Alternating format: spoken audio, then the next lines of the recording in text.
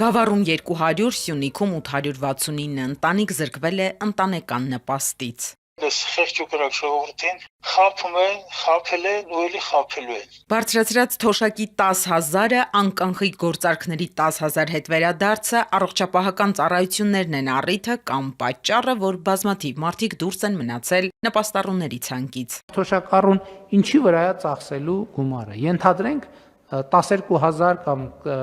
ինչ որ չափով ավելացրինք։ Փետրվարին, երբ Փաշինյանը հանկարծ որոշեց բյուջեով չնախատեսված բարձրացնել թոշակները, ցածր թոշակները կբարձրանան 10,000 դրամով, համեմատաբար բարձր թոշակները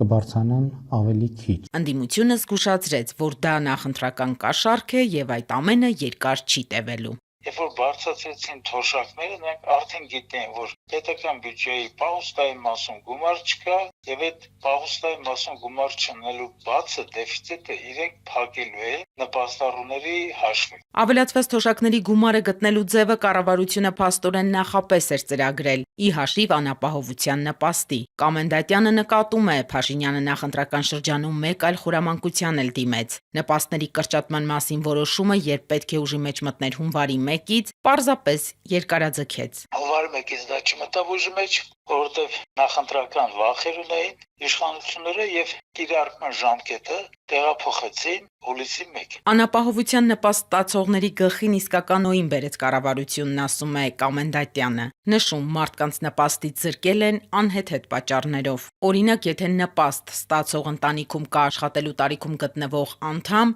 ընտանիքն այլևս նպաստառու չի համարվում։ Հիմա հայկական ընտանիքներում նախկին այդ ավանդական արտադիպը չկա, որ երեխաները ծնողներին օգնեն, ծնողները երեխաներին օգնեն, եւ այդ անապահով ընտանիքների մեծ մասում հոգեբանական այնպիսի վիճակ է, որ դրանցից 1 կոպեկ կտրել է այդ իրական նպաստառուին հասցնելու ընդհանրենք զանազան վատմակերը եւ նրա հոգեբանական վիճակը, սոցիալական վիճակը, բարենային ապահովության վիճակը լրիվ խաթարվելու է։ Նոր պետական չափորոշիչով անապահովության նպաստից զրկվել են նաև նրանք, ովքեր ունեն հող եւ ամենևին կապ չունի, որ այդ հողն անմշակ է։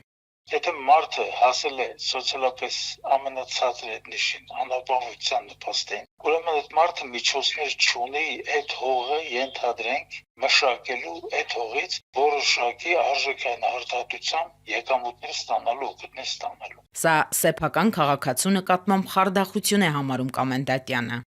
Մենք այդ ժողովրդին բացատրել ենք,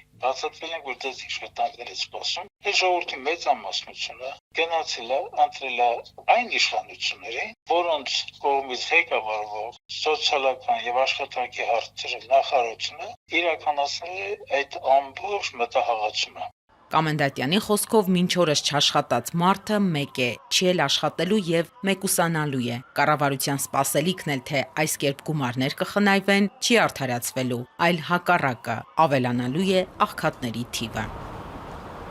Փիրուզա Մուսալյան, Երկիրն այսօր։